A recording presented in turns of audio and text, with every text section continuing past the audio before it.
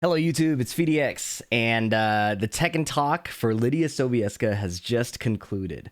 So I sat through, watched the whole thing, took some notes, and what I have for you is an abridged version. These can be, well, these are long. It was a 2.5-hour stream, and there's a lot of translation of Japanese in between each line. So if you don't have time to sit through the whole thing, hopefully this little summary can get you through most of it. Okay, so I prepared timestamps, so if you do want to actually watch the entire thing, you can have these like key chapter points. Feel free to screenshot those if you need to. Let's get right into it. This is kind of long. I want to go quickly. So on screen, I have just the brief agenda. They wanted to talk about the 30th anniversary of Tekken and some kind of promotional topics they're doing. Some of it's cool, some of it's kind of whatever. They talk about the finally having a release date for Lidia. Let's just get that out of the way right now. Lidia Sobieska release date is July 25th officially. But if you have early access through the season pass, you can get access to her on July 22nd. These are all Pacific time, West Coast of the United States. Very excited for that. Lidia she was teased back at Evo Japan, and the trailer came out at a bit later. So it's been a while. But Namco tends to move a bit more slowly on these. It might be unfamiliar for people who are not used to their release schedule. In terms of actual live gameplay, they will show some. I will say that I did just do a Lidia review video based on the IGN guide, and that guide was actually really, really good. So this gameplay demonstration actually just echoes a lot of that guide, believe it or not. They do add a few details that I will cover, and they talk about the design philosophy and some of the lore behind building and creating Lidia. So cool stuff if you are interested in that. Otherwise, that video, which I'll link below, has the key technical details if you're like a hardcore Tekken player. What is interesting, last thing I'll say about that, is when they talk about Lidia, listening to the way they talk about how they developed the character is kind of illuminating on their priorities as developers. And I think it's interesting. Okay, so I say interesting because I come from the angle of hardcore competition, and it's you can tell in the way they talk about it how much they care about the casual experience, as they should. As game developers, you should. As a competitor, I obviously have concerns. Finally, they talk about the Tekken World Tour Global Finals. They don't have a location announced yet. I think they did lock down a venue, but they didn't announce the location here. Instead, they talk about the logistics. Okay, so 30th anniversary of Tekken. This is kind of cool. So as always, they have kind of like an art contest. But what they've done to kind of enable that and make it better, by the way, use hashtag Tekken 30th, is they're releasing official concept art stuff. You can see Lily's here. Her booty shorts are very detailed there. And they talked about wanting to do it for art and for cosplay. So I thought that was a pretty cool detail to offer just the people who are big fans, you know, artists, cosplayers, stuff like that. This is Yoshimitsu. This is really, really cool. Obviously, you could do like the new photo mode or things like that just to see all of these different angles, but kind of deconstructing like, you know, the armor pieces and all that. And in the past, they've shown like Devil Jin, like what it looks like under the jacket, stuff like that. So I think this is pretty cool. I'm a big fan of like just like supporting artists in general. So I think it's really sweet. They have these new skateboard decks, and all of these merch products that they show are like limited in number. So like they talk about some of them are cool, like Jin's glove. They have like Kazuya's glove. If you're not interested in this, you can skip ahead. But I thought, you know, they put a decent amount of attention to detail. They were talking about that these Kazuya gloves are specific to Tekken 8. Yeah, those. They have this Kazuya neon sign. Pretty neat. Wouldn't catch me with that in my room, but you know. And then they have these figures, and they were talking about how the detail for the price you get is actually pretty good. Like the way they detail the faces and the way it's printed. They show some of them live. Again, if you want to watch the actual thing, you can jump to the timestamp in the actual video. Around like 21. And then they're going to release Nina. Now, I might get myself a Nina figure. I can't lie to you. I'm a big Nina fan. I've been a Nina fan since I was like 3 years old in Tekken 3, okay? These gaming chairs are only available in Asia, so not that important. Let's keep it moving. All right. I think this is the last. No, they talk about some stickers. Apparently, these are very high quality stickers. And then some Tekken 7 artwork on the shirts. Cool. Merch, you know, support Tekken. I'm a Tekken fan. But now, they re-show the Lidia trailer. So if you've already seen this, you're not going to see anything new, except at the very end. They do show release dates, and they show her new costumes. Where are the costumes? Oh, I think it's after the release date. If you have any problems, Am I tweaking? Otherwise, we'll be. Oh, here we go. So they show her alternate costumes right after this. So this is a kind of cool little edit. They just play her her intro. This is costume 2, and then costume 3, and then costume 4, which is the Tekken 7 outfit. So it's just without the gi on top, like kind of wearing it around her waist. So really cool. I'm a big fan of the alternate costumes and the way they've handled the release so far. I'm pretty excited for this character. They've done a lot of things to streamline her. I struggled with her in Tekken 7. Next, they showed a roadmap of the updates. So they recapped May and June, which was what we've seen with big balance updates. 1.06 is where Lidia comes out. They will have patch notes on July 23rd, so looking forward to that. And they won't be doing balance adjustments, just behavioral fixes. So usually if a character has a really broken combo or like a crazy setup on Wake Up that's unintended, they will take those out. They usually prefer to take out unintended behavior. I have mixed feelings on that. I understand it. I think as a developer, like, you want your vision of the game to be realized, but I think it's cool having the players kind of discover unintended things and seeing if you can run with it without ruining the game. So I'm curious what behavioral fixes will come out of this. Obviously, we don't know, but reducing the scope of the balance decisions is something I'm a big fan of personally, unless, of course, Lidia ends up being a giant problem. What we've seen with Eddie so far is that even though they have really strong and maybe unfun things to deal with as the defender, they haven't been like competitively dominant, right? So mixed bag of results there. It could go either way. Looking forward to it regardless.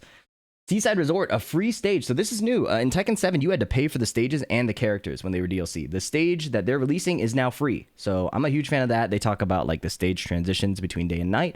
And then they add in the practice mode, as part of the new photo mode that they're talking about, you can change the time of day in the practice mode. And I actually like this because I do thumbnails, right, for YouTube and stuff. They're going to deep dive into photo mode later, but being able to change the time of day is pretty cool. And then small other improvements, they are improving special style. So now they're about to demonstrate it, but you can do special style moves from crouch. So you can get your while standing launch punishes, you can get quick while standing punishes, and you can do full combos from crouch. So really cool stuff. And then they talked about Tekken Ball having an actual practice mode related to Tekken Ball instead of what it is now, where you get put in a regular Tekken practice mode while you're queuing for Tekken Ball. So nice little changes there. Tekken Ball is going to get real sweaty. I don't know how I feel about that. What they did next is they were trying to demonstrate some of the special style and demonstrate some of the mechanics of that, what they've changed, but they were having some like YouTube technical issues, right? So they kind of just fiddle around with different inputs and things like that. You could see a heat dash combo here. But yeah, basically they're live troubleshooting while they do this. Where I will jump to right here is the special style from crouch. So if you are interested in showing your friends Tekken, they are not really sweaty. You can see here that if you crouch and then hit square, which I think he's going to do. Please take your time. Thank you. That's the wall standing for. And then if you press the air combo button, she'll do like her launcher. That was kind of a big point of appeal, I think, of this demonstration. I skipped right past it. You know, the irony of wanting to rush ahead. Right? So those that covers like kind of the basics, the early the boring stuff. People were here mainly probably for the Lidia discussion. And this is a significant chunk of the Tekken talk, which is great. However, again, a lot of the information was already covered in that IGN video, so definitely recommend checking that out. What I will say is, regarding Lidia's development, they talked about having 3 philosophical design pillars. So all these timestamps here, I'm not going to jump through all of these. It's just if you want to go through and watch it in order, right? They wanted to highlight traditional style karate. Right, so very, very traditional. They wanted to highlight the beauty of the kata forms. Tetsuya Naka did the motion capture. And in regards to gameplay and philosophy, they wanted direct linear attacks with a lot of brute force that, and I quote, penetrate defenses. Right, so direct, linear, powerful penetration. Lidia's design philosophy. So in line with that, they talk about her forward 2 being a very crucial part of her entire design. They say that this is iconic to her style of karate, the traditional Okinawan style, if I'm correct. So forward, forward 2, and then forward, forward 1 as well. And apparently the guy who did the motion capture for these moves was an expert at these. So they talked about he was apparently really good at these moves, and they did some tweaking with the motion capture or like the motion animation designers to really make it look good in a video game. Because things that look good in real life don't always look good in animation. Other things they talk about, we're going to talk about the balance of forward, forward 2 later. But just, again, from a design philosophy, Lidia has all these stances, and one of them is the horse stance, one of them is the cat stance. So horse is where she crosses her arms, cat is where she lifts her hand, right? And both of them, if you tap forward, she can go into striking wolf. Again, IGN video talks about this. And then there's also the heaven and earth stance that they'll talk about later. That's like a heat specific stance. But they wanted these stances compared to Tekken 7 at least to feel more streamlined, right? So stances have been a turnoff for new players often, right? What they wanted to do is streamline the experience so a new player can play it. So you'll remember that with Eddie, he could hit 3-3-3-3-3-3-3. Well, they'll demonstrate later how Lydia's stances are kind of designed to flow into each other, where you can hit the same button and get good results, right? So, for example, that is just a 1-1. The input for the buttons are just 1. So she does forward, forward 2. She goes into horse stance, hits 1. This is a power crush high that goes into striking wolf stance, and then she hits 1 for a powerful mid. Similarly, she could do forward, forward 2, and then hit 4, which ends up being a plus frame mid that goes into wolf stance, and then she'll do a low. So they demonstrate these like mini flowcharts later, and it's not as ridiculous, I think, as Eddie's, because there's kind of clear start and stop points. But here we go. This is that exact flowchart I was talking about. So that's horse stance 1 into wolf 2, and this is horse stance 4 into the low, right? So both of those inputs are 4s. The idea is not that it's auto win, but that if somebody's trying to figure out the options they want to do, they can just kind of stick to more simple buttons, right?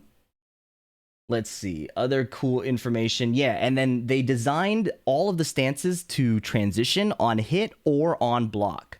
So in the past in Tekken in the past in Tekken 7, forward, forward 2 didn't go into stance on block, only on hit. And that created this kind of like, you have to react to the hit happening and then decide your stance transition. If it doesn't happen, play your next movement option. That's pretty hard for a new player. So I kind of support the decision to simplify that. If, of course, it makes sense from a balance perspective. Now, one of the biggest things that people are complaining about is that her forward, forward 2 is +5 on block. And that you need to take into account, I think, and this is something they bring up as well, that she's forced into stance. So her options are pretty limited. She does create an RPS off the forward, forward 2, or rock, paper, scissors, which is kind of crazy. But we'll look at the options in a little bit. They talk about her heaven and earth stance. So this used to be a readily accessible stance, kind of like striking wolf. But again, they wanted to streamline it. So you have 3 stances from like neutral, although technically striking wolf isn't a neutral stance. And they only give you heaven and earth when she's in heat. Again, they really wanted it to be really accessible to play Lidia, and I think this is their approach. Giving her 4 stances is crazy. Giving her 3 and then like a heat stance kind of makes a lot of sense, because you're going to want to use heaven stance. It's really, really strong. What else do we have? So I mentioned the flow charts of horse 1 into wolf 1 and horse 4 into wolf 4. Let's keep it moving. So as they start talking about forward, forward 2 being +5 on block, one of the suggestions they make early on is jabbing against it, right? So we have a list of all the frame data for the cat stance moves based on Jacob D's move list video. So they invited a Polish content creator to actually visit the office, I presume, and work with Lydia's move list early and make content. So really, really cool. But this is an example of an interaction that I want to look at. So forward, forward 2 on block is +5. If you jab and she power crushes, I don't think you can duck here, because you'll notice that it says punish here. It's a little blurry. But if Lidia chooses to power crush, it's a high, your defensive jab will get punished. However, the jab does beat every other option, right? So the support here that they give for saying that it's +5, it's okay, is that you can jab every option except the power crush. So it's not a Lidia favored situation, it's a rock paper scissors situation. So it's not like this one attack. And that's what Michael Murray is translating right here. And trying to make the correct decision. So it's not like it's this one attack's gonna defeat everything. It's not like this one attack's going to defeat everything, right? Again, kind of pointing out to the casual base that there is a counter to this move. I think they may be missing some nuance in how these moves interact at a super high level. But just to point this out, this is the frame data for the horse stance. You'll see it in the IGN video again, so I'm not going to go into super detail. But the fastest option aside from the armor move is horse 2. And even at +5, you can jab her out of this, right? So her only other option for beating that is the low. I don't know if it'll counter hit launch a jab. That is something we really, really need to see. I wish they showed it. What happens if you go low or if you jab and she went low on you? Like, do you get counter hit or just hit? That's a really, really crucial detail. So I hope we'll see that soon. But let's keep it moving. So yeah, forward 4-2 is +5, but she's forced into stance. They want her to be going in. They didn't show the sidestep versus forward 4-2. I find that also to be interesting. They talk about it. They say it's linear, but they didn't show it, right? Something a chatter just mentioned is crouch jab. Actually is a very effective option as well, but she does have a jumping mid kick, right? So horse 3, she will jump. It's also homing, so if you try to sidestep, it'll track you. So you have defensive options, but it is a forced rock, paper, scissors. Keeping it moving. Counter hit forward 2 is a bit more obnoxious because that's when you start to get guaranteed follow-ups. You see here, this is that heat engaging mid. That is guaranteed because forward 2 on hit, +15. Forward 2 on counter hit is +17. So, really, really strong move regardless. And you know, that was their intention. They literally said one of the design pillars is that she should be using this move and that it's good. They talk about that, and then they also talk about running 1, which they showed earlier. So the complement to the forward 2 being a mid, they have the plus frame high. So they didn't show any tracking options between these two moves, so we don't know if the counterplay is just stand block or duck, or can you sidestep both options. I would be interested in seeing some deep counterplay available, but we don't know, right? So I think, yeah, this is forward 2, and then this is one of the flowcharts. To complement forward 2, they showed down back 3, right? So did I say forward 1? I think I meant running 1. Anyways, to complement forward 2, which they describe as linear and is shown as a mid, they showed down back 3. So this move previously in the last Tekken was just like a hell sweep, so you had to hit it up close to get a knockdown. Now it'll do the knockdown on counter hit, but otherwise, as you can see, it goes into stance. So I think these animations are going to be really overwhelming for new players. But if you see Lidia goes into horse stance and she has these follow-ups, nothing guaranteed, right? But it's +7, so it is a tighter frame trap than the forward 2 on block. Now, one key detail we were worried about in the IGN video is, does this low stagger, right? If you block it, does Lidia stop her offense? And the answer, unfortunately, is no. So you could see that the Lidia on player 2 side is set to block. And even when the hell sweep or the red tape is blocked, she goes into stance. Now, because of the frame disadvantage, you do get a launch punish. However, Lidia has the armor move, right? So I'm concerned about how beginners will be able to react quickly to blocking the low and doing a punish in time. We'll have to test it out. Obviously, from a balance perspective, they wanted to keep it launch punishable, which makes sense because a homing low that complements your monster mids is really, really, really, really strong. So they gave it equal risk to match the reward of her other moves, right? So I do like that design philosophy. However, this is concerning for beginners. So you guys are saying more and more guessing on block. You didn't listen to me. It is launch punishable if you block it. The hard part is for beginners who might not recognize that they blocked it. So critical listening skills. I also need to work on mine. I misread your chats all the time. So Well, that's reading, not listening. Anyways, I appreciate you guys. Thank you for watching. Okay, not trying to make fun of you too much. But it doesn't stagger on block. That is a slight concern. But in the IGN video, they said it's launch punishable. So I'll take that at face value for now, that you are able to launch it. You do get a punish. Okay. Those are some key balance details. Forward 2, down back 3. That's kind of like the first section. I should have split this up a little better. Little side topic is they talk a bit about the inspiration for Lidia's design. They talk about the rage art. So if you were curious, the 3 words of Lidia's rage art are, the first word's people, second word is peace, and the third word is some translation meaning honesty or integrity, right? Languages don't always translate very cleanly. Yep. People, peace, and integrity. Neat. Harada said he was inspired by Lidia, I believe, on a trip to Poland for some tournament they couldn't name. Not a TWT, but like a... So yeah, that's what Michael Murray's saying here. Not a TWT. That's at like 106.16 if you want to hear the quote.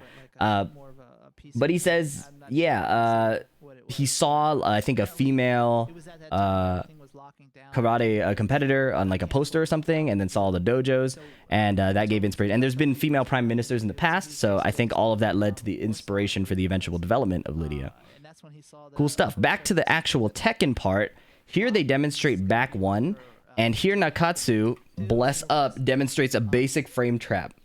You know, this concept is so important for people learning the game. So you see back 1 is +2 on block, so he does 1-2-2 right after.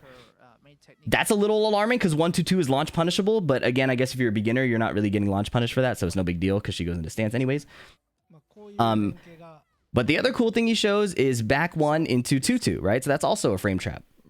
Hard to interrupt unless you jab or power crush, right? So demonstrating a frame trap, pretty cool. One thing that was a bit weird to me, so he's showing a little sequence here that isn't real. Let me point that out first. Back 1, 1-2-2, you can launch punisher here, right? But if you decide to just block because you don't know that, she does a low sweep, goes into the next stance, and then this is like a knockdown low. Okay, so, you know, gotta learn your punishes. This is good. This is good. If you're panicking about this, you might gotta learn the game. One thing that is concerning about this demonstration, and I'm gonna turn up the volume for this, is they say back 1 looks really strong, but it's steppable, right? It's sidesteppable. I don't know if this is just a gap in the translation, but this is how they said it's very, very linear, okay? Extremely linear. I'm just going to show how he demonstrates it here. So you can see he sets the second practice mode to sidestep left. Easily sidesteppable. So, you know, at first it looks like, oh man, this move is insane. But easily sidesteppable, it hit. It hit again. So I was like, is it sidesteppable? Are they mixing something up? Then they clarify that it's sidestep right, right? Right, so it's sidestep to the right. But Michael Murray translates it as linear. I'm not going to fault him because he's not involved with the balance team. What was alarming, though, is he said linear specifically, and then when they demonstrated this, he said sidestep to the background. That's not accurate. It's specifically sidestep to the right. If you were defending on the left side, you would be sidestepping into the foreground. So little nitpick, but I thought it was important to clear the air there, just because you know you don't want to mislead people if you don't have to. So back 1, linear to sidestep right. They list linearity as a weakness, but you have to consider the whole kit. Does forward 2 track to the right? Right? Does running 1 track to the right? Down back 3, red tape obviously is a homing low. So yes, it has a weakness, but consider it in the context of the whole kit, right? That's enough of me rambling about that. Here's another interesting quote. They said, don't pay too much attention to the frames. Everyone's just a little bit too much attentive to the frame. Everyone's too attentive to the frames. As we said, her attacks are very direct and linear, so that leaves her open to sidestepping a lot. Yes, so they justify... My understanding of this quote is they justify the frames. He says, people are too attentive to the frames, but remember that she's direct and linear and is weak to sidestepping. So my understanding of that quote is that he is... He's justifying the frame advantage by saying it's linear, but again, there's a homing low. Yes, it's launch punishable, but you have to consider the overall risk reward of everything. So I can't make any claims on what's strong or not. I just want to say that please consider the entire kit, and we don't know the linearity of running 1 or forward 2. I'm going to assume they're more linear because of the design philosophy of Tekken 8 thus far. We'll see. But don't pay attention to the frames is kind of a it's a hard pill for me to swallow. Here are the flowchart demonstrations once again if you missed them. So Nakatsu is demonstrating forward forward 2 into 2. Again, this is really good on counter hit, right? So forward forward 2 plus 15, and then on counter hit will be plus 17, and that 16 frame mid will hit. This is forward forward 2 1 into 1, right? So it's forward forward 2 stance horse 1 stance 1, okay? And that move I think is chargeable. And then they have the next one, forward forward 2 1 1. Oh, they just show it again. And then they're gonna do the 4 4. And then they're comparing it to Eddie's comparing it to Eddie's 3 3 3 3 3. They want you to have the fun of doing all these stance transitions without too much executional demand. But what's cool is I think at a high level it returns more to a kind of like mentally demanding thing to decide which option you're going to do, right? It's not as easy. As soon as somebody knows how to defend against it, you're going to have to pick a different option. So I don't really have a problem with this. I think getting people into the like high dopamine of Tekken early is cool. You know, maybe I'm fueling addicts, but let's keep it moving. Let's see. Heat mode strategy. So they talk about Lidia's heat mode. IGN covers it very similarly. What was interesting to me is the strategy that Nakatsu suggests. He recommends, as soon as you heat engage, immediately doing a heat smash, right? Now, if you know intermediate Tekken, you'll know that the heat engage is plus 17. The heat smash is 18 frames. Nobody in their right mind who knows the game is really mashing, unless you're a Yoshimitsu player hitting flash. Nobody in their right mind is mashing after they get heat engaged upon, right?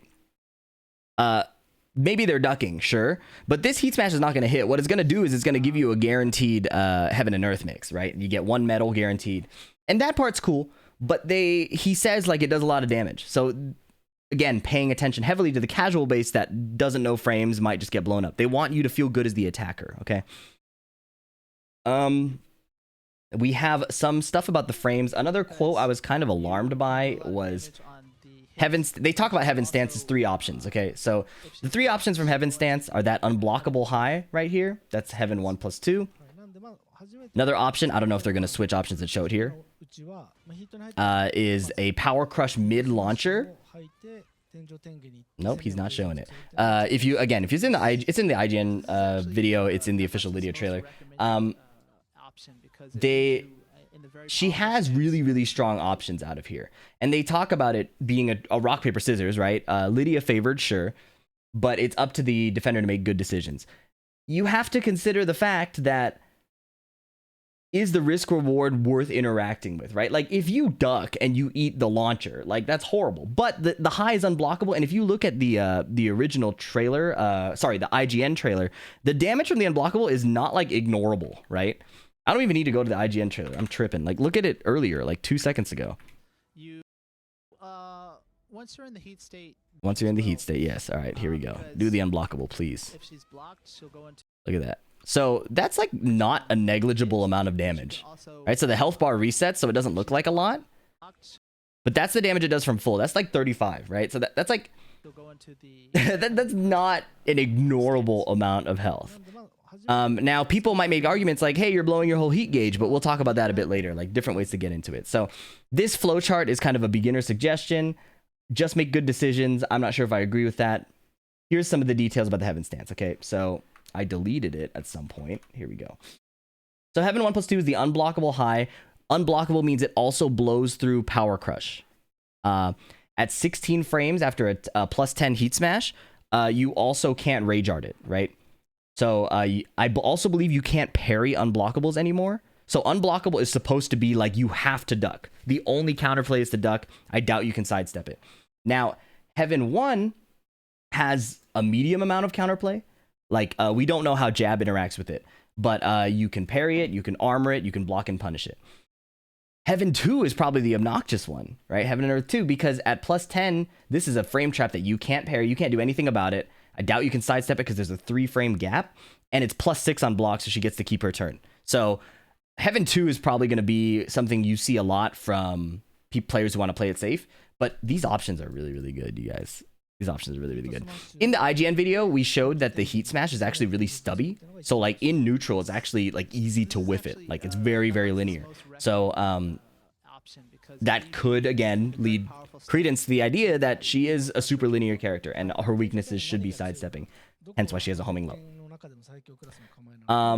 So why is Heaven and Earth such a strong recommendation? Yeah, so he's talking more about Heaven and Earth stance. You can watch the full details here.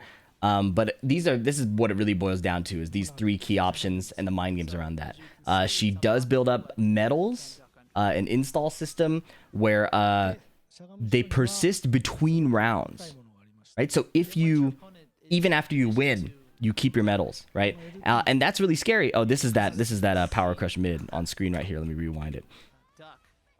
Right, mid launcher, only -11, full combo. It also spikes in the ground for a follow-up. Yeah, nasty stuff. She keeps her medals between rounds. It increases her damage and reduces the cost of Heaven and Earth in heat. We're going to go over that in a brief second. But the one key thing they wanted to talk about is in heat, again, leaning into that penetrative style, forward 2 becomes a reversal break. What is a reversal break?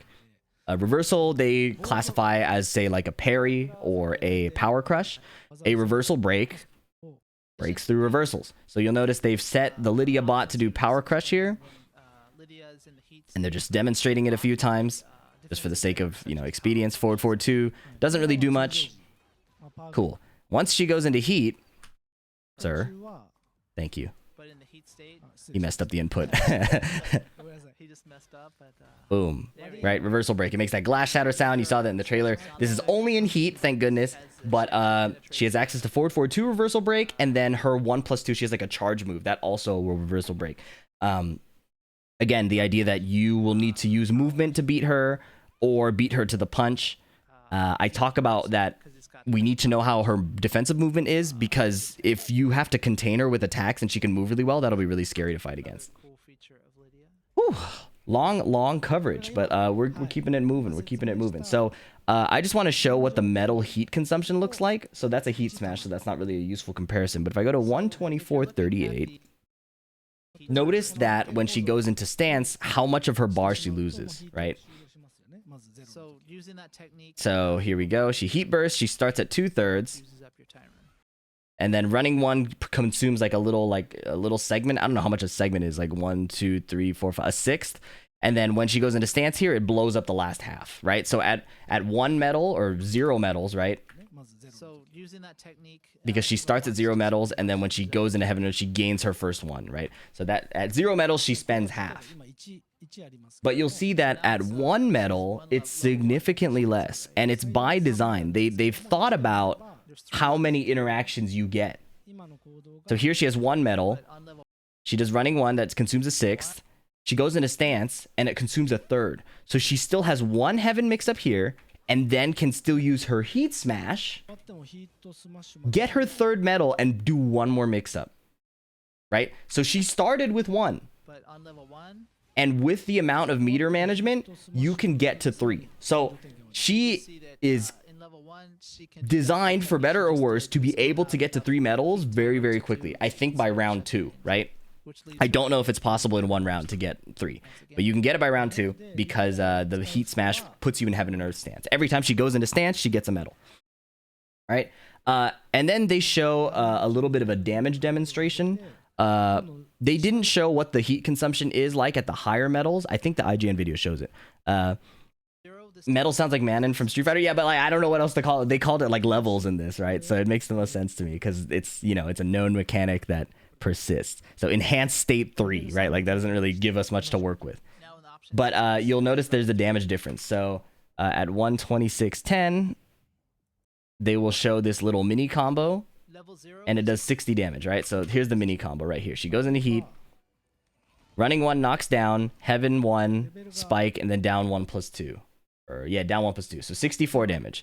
And then at 3 medals, that does 73 damage, right? So that's not negligible. 9 damage. People will do combo optimization for like 2 to 5 extra damage, like pretty consistently. Maybe even 1 damage. Like Claudio's will do an extra jab before they do their running move. So 9 damage is significant.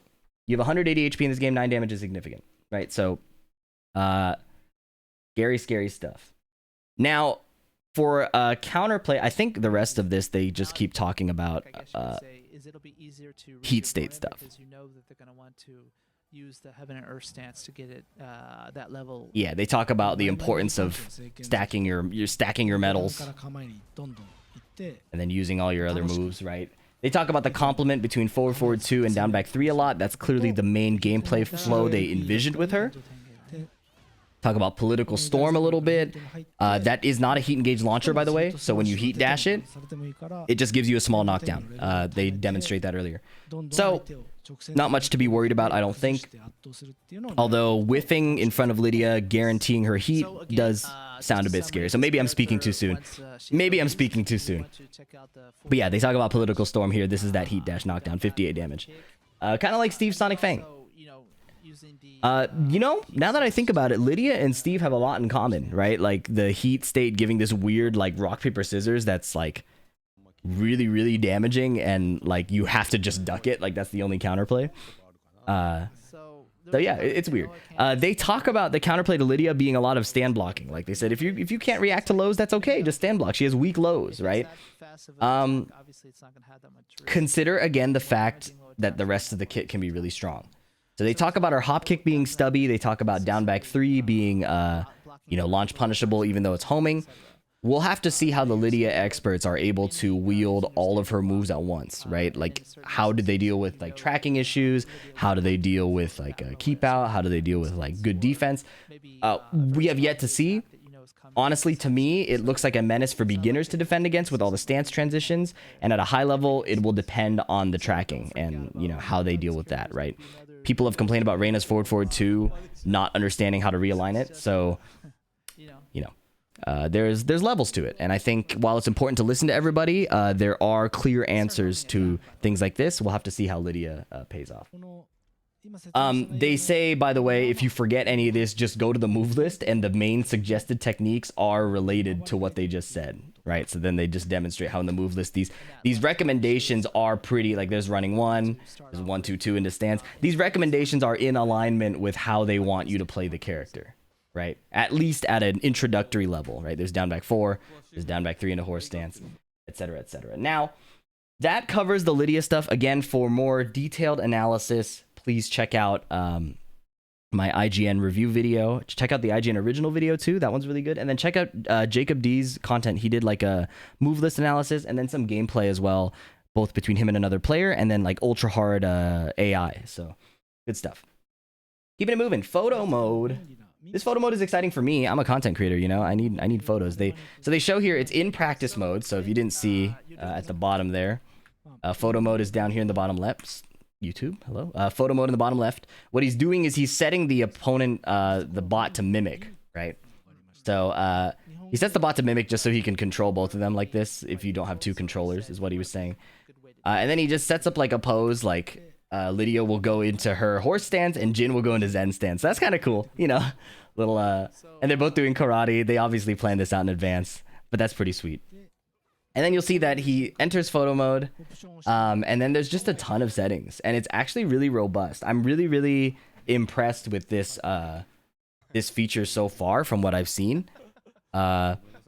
It says speed up. I don't know if that means speed up the camera. I'm assuming that means speed up the camera, but they have tons of settings. You can set the camera to focus on player 1. You can set the camera to focus on player 2. You can set like filters, vignette, white balance. There's like a ton of options. It's like a pretty robust mode. It would be cool for me to see this in like a replay system.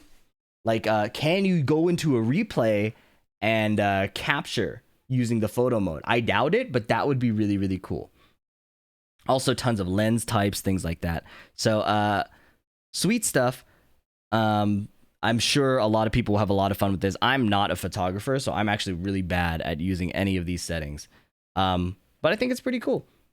They also have like a thing where you can like splash water on the screen. I don't know what that's about. Screen effect, bloom. Yeah, tons of settings. Feel free to check out the demonstration for more detail. Yeah, really, really cool. And then you can turn off like hit effects. You can turn off the hit effects like high, middle, low. You know, like the big text that pops up right here. So if you do like an action sequence, turning that off, effects display, here we go. You can turn off the HUD, control guide, stuff like that. And then when you take your screenshot, it's sick, even if something is hitting, right? Steve's getting the shit kicked out of him. And you'll tilt it to give it yeah. a different pressure. And then they're also doing a photo mode contest. So related to the actual fan art, you can do photo mode. And then you'll notice, wait, what's Lidia wearing here? That's not currently in the game. My favorite part of the showcase, they showed the new Summerwear. So they show Lars in whatever he's wearing, and then Elisa in the new like swimsuit thing, which is pretty cool. They do like one move and they show another character. They jump to Lily immediately, I believe. Lily versus Hwoarang. And it's not a preset. It's important to note, like, look at this real quick.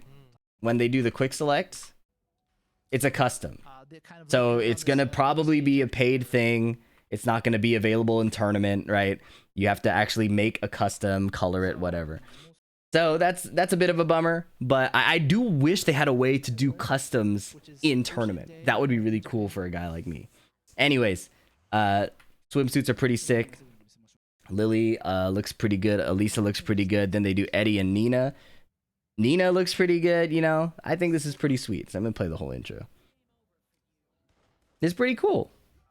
You know, this is, like, it makes sense now that I guess they waited for summer, right? But I was surprised they didn't do it sooner, considering, you know, Azucena and all the, Azucena's costume 4 and things like that. And then they show some of the photo mode with Nina. They said Panda doesn't have a swimsuit. That seems kind of bigoted against animals. New fight pass. Finally, people have been asking for the battle pass sooner, which surprised me because I thought people hated the battle pass. So I couldn't tell what people wanted. And I think they even said that in the actual discussion. But what I do know is they give you 100 Tekken coins with the free tier. So even if you don't buy anything, you get some Tekken coins. Obviously kind of like a gotcha thing. Like, you know, if you get started, you're more likely to buy it. So it's whatever. Hopefully the rewards are better this time. I was not too excited by the rewards last time.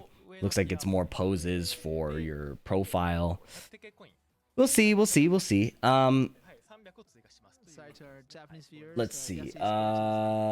Then after that, they talk about the Tekken World Tour Finals. So no details about the actual venue, just the logistics. By the way, if you've been enjoying this, if you don't care about the rest of it, let me know in the comments if you think I messed something up. Let me know if you like this kind of content. I try to keep it as quick as possible. I'm failing miserably.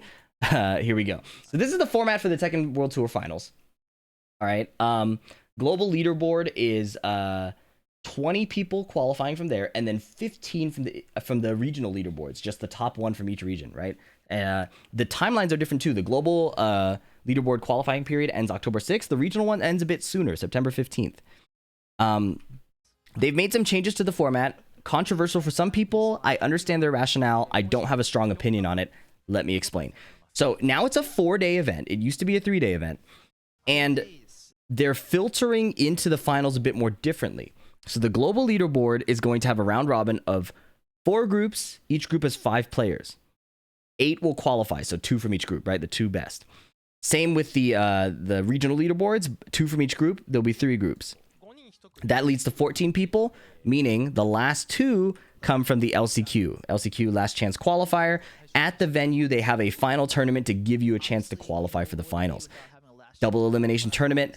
What decision they've made that seems controversial is this filters into a day 4 bracket with a winners and a losers side.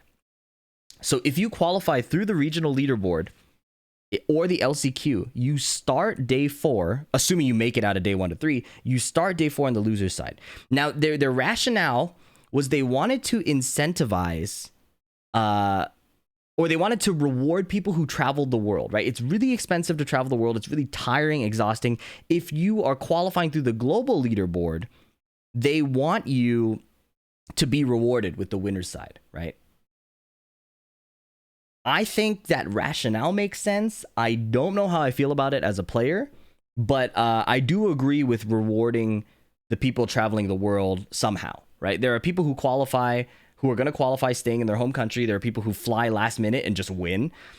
Rewarding the people spending all their time, money, energy, going around the world through the whole year makes sense to me conceptually. I don't have a good solution.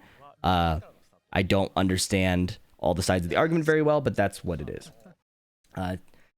Tekken will be at EVO. So record entrance, they will have 16 stations with the new build, so you can try Lidia there, and they'll be live streaming, I think, for the Japanese audience. And finally, we get Lidia on the main menu. I'm a simp, bro. I think this shit is really cool. I'm really excited for this. Now, they did mention people have asked for being able to put your own character on here, and I would like that too. They said the reason they don't have that yet is they want to take a close pass on every character's facial animations and make sure it's like super solid for this presentation, right? So I think down the road they are going to let us pick our own character for this, and I'm really excited for that personally. Yeah, but like lighting, animations, everything has to be so precise, and that's what they're waiting to do. But personally, I think it looks really good. I think she looks really good. I hope I can play her. They apparently made her easier, right? So I hope that I can play her. But yeah, I think this is pretty sick. So hopefully, quick 45-minute rundown of a 2-hour stream. Hopefully I did all right. Please let me know in the comments if I messed up or missed anything. Please let me know if you want to see more of this kind of coverage. If you think I could do it better, I'll take suggestions too. Subscribe for more. Catch you in the next one. Look forward to Lidia on June 22nd, if you have the season pass, or June 25th for everybody else. Thanks so much, you guys. Catch you in the next one. Peace.